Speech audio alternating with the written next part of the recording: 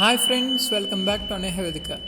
Caste system, అసలు ఈ caste అనేది లేకుండా మన పాలిటిక్స్ని, మన సొసైటీని వేరు చేసి చూడటం చాలా కష్టం అయిపోయింది ఈ రోజుల్లో. అసలు నిజంగా ఈ క్యాస్ట్ సిస్టమ్ అనేది ఈ సెంచరీలో, ఈ 21st సెంచరీలో మనకు అవసరమా? ఎందుకు అవసరం? అయితే మన ఏన్షియంట్ టెక్స్టులు చెప్తుంది ఏంటి? మను రాసిన మనుస్మృతి కానీ, శ్రీకృష్ణ పరమాత్మను చెప్పిన భగవద్గీత కానీ, అటువైపు ఋగ్వేద చెప్పింది ఏంటి? అండ్ దీనితో పాటు అసలు రిజర్వేషన్స్ అంబేద్కర్ గారు ఎందుకు ఇచ్చారు? దాన్ని గవర్నమెంట్స్ ఎలా మిస్యూజ్ చేస్తున్నాయి? సో పొలిటికల్ క్యాంపెయిన్స్ కోసం క్యాస్ట్ని ఎలా యూజ్ చేసుకుంటున్నాయి? ఈ క్యాస్ట్ పేరు చెప్పి మనందరినీ పావులుగా ఎలా వాడుకుంటున్నారు వీళ్ళు? సో వీటన్నిటి గురించి తెలుసుకుందాం. ఎక్కడ? మన అనేహ వేదిక ఛానల్లో ఒక డిస్కషన్ తోటి మేము మీ ముందుకు రాబోతున్నాం. సో ఆ డిస్కషన్ వీడియో కూడా తొందరలో వస్తుంది. సో దీని కింద వీడియో లింక్ ఉంటుంది. నచ్చితే ఈ వీడియో నచ్చితే లైక్ చేయండి, షేర్ చేయండి. మరిన్ని ఇంపార్టెంట్ అప్డేట్స్ కోసం మా అనేహ వేదిక ఛానల్కి సబ్స్క్రైబ్ చేయండి.